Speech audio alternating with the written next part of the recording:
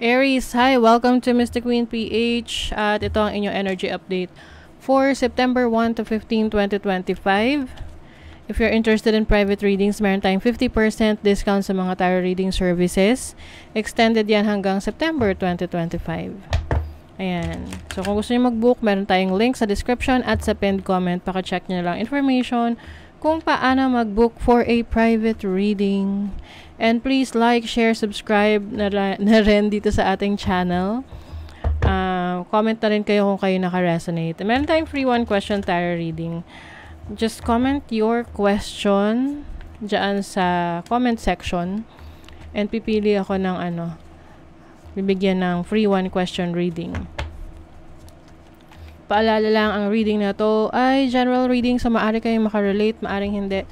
Just take what resonates. Okay. Aries. What is up, Aries? Anong meron? Anong energy update for you? September 1 to 15.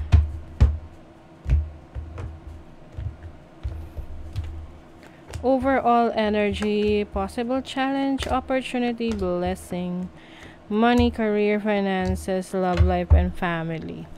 Bottom of the deck, temperance. So, ang nakikita ko rito ay meron kang may mga inaayos ka sa buhay mo ngayon na parang you are trying to balance your time, energy, effort sa iba't ibang bagay. Maari ring may mga hinihintay ka. Hinihintay na opportunities, hinihintay na taong kailangan kausapin, or plano na dapat gawin. Pero maaring hindi ka pa sure na you want to make it happen or kailangan mo nang gawin. Kumbaga, you're looking for that perfect timing. You have the Two of Cups, the Chariot. The Chariot is about moving forward. Oh, the Two of Cups. Maaring yung iba sa inyo may hinihintay na mag-propose sa inyo or kayo yung naghihintay kung kailan kayo magpo-propose. This can be a business partnership as well na parang iniisip mo, gagawin ko na ba to? Subukan ko na ba to? Ipagpapatuloy ko na ba to? Can be sa relationship ninyo kung sino ang parang magsasabi ng feelings or hindi lang magsasabi, can be proposal din kasi may dalawang rings dito. You have the Nine of Pentacles, the Chariot. So some of you, if you're single, kung single ka, maaring may mga travel opportunities ka na mga solo travel because yung iba sa inyo gusto nyo na kayo lang. Or maari ring meron kang accomplishment may ma-accomplish ka, may bibili ka para sa sarili mo na you will be very proud of yourself. Can be a nice car or a property, no? You have the Death card, the Two of Wands. Ooh, this is transformation. Some of you may nagbabago sa career ninyo, trabaho ninyo, or source of income. So, maaring may nililet go ka tapos meron kang bago. Example, dati kang may trabaho, magre-resign ka para makapag-simula ng negosyo mo. Or magre-resign ka kasi lilipat ka sa ibang company or mag-a-abroad ka. So, you have finally decided for that. Oh, new beginnings talaga in terms of your career. I think this is in alignment of your yung iyong matagal ng pinapangarap. Kasi yung overall energy mo is the Ace of Wands, which is new beginnings, new inspired action. So, you are trying something new ngayong September. Ngayong first half ng September. And then your challenge is the Queen of Pentacles. Maaaring meron kang challenging situation sa isang feminine energy sa buhay mo, like your mother, your sister, or someone na may kinalaman rin sa trabaho, like your boss, pwedeng related sa responsibilities na inisip mo bakit binibigay sa iyo lahat ng responsibility hindi naman yun talaga kasama or hindi mo naman talaga yung responsibilidad. And also, resources din to. So, maaring some of you, pagdating sa needs ng family, needs mo, maaring hindi mo naaayos or nabibigyan ng tamang like budget yung mga importanteng bagay. So, maaring yun yung kailangan mong i-sort out ngayong September 1 to 15. Your opportunity is the Knight of Wands, which is to finally take action, to take the risk, and to be on the go, which is your energy as an Aries. Maaari ding may opportunity ka na parang, unexpected travel or unexpected na project na kailangan gawin mo na agad. Oo. And then, your blessing is the Eight of Pentacles. The blessing is may kinalaman sa trabaho mo, sa career mo, sa business mo, finances mo. Kumbaga, yung focus mo, yung attention mo on your career or finances or business, talagang yun yung magbibigay sa'yo ng success. Dahil, kumbaga, andun yung inaalagaan mo siya eh.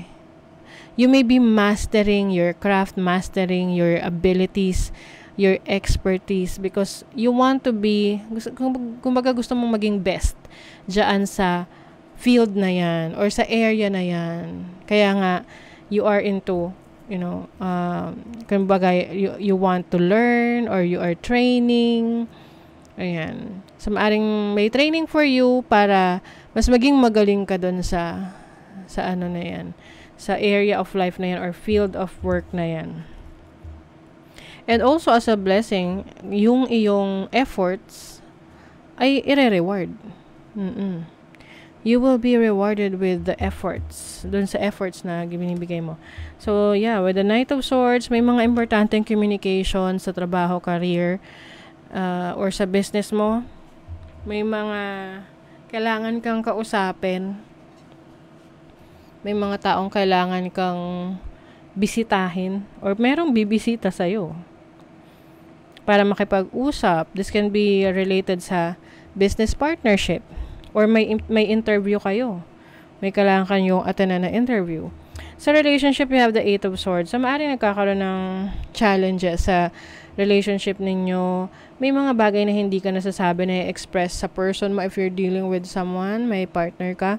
Or even sa family, like, for example, feeling mo lahat sila merong hindi maganda na sasabi sa'yo or ikaw hindi ka binibigyan ng pagkakataon na magsalita para sa sarili mo or mag-express ng gusto mong sabihin. Kumbaga parang lagi na lang sa'yo nakaturo sila na ikaw may kasalanan, ganyan.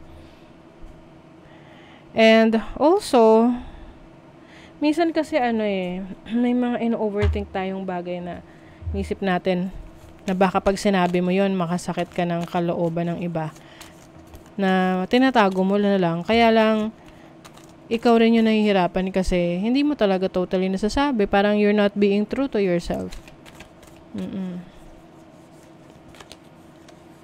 True love come to me. Some of you are manifesting a person sa buhay ninyo, like a romantic partner, and then good cheer. So, yung iba, meron kayong super best friend na talagang nandyan for you. Someone who really cares about your needs, na nakakaintindi sa'yo.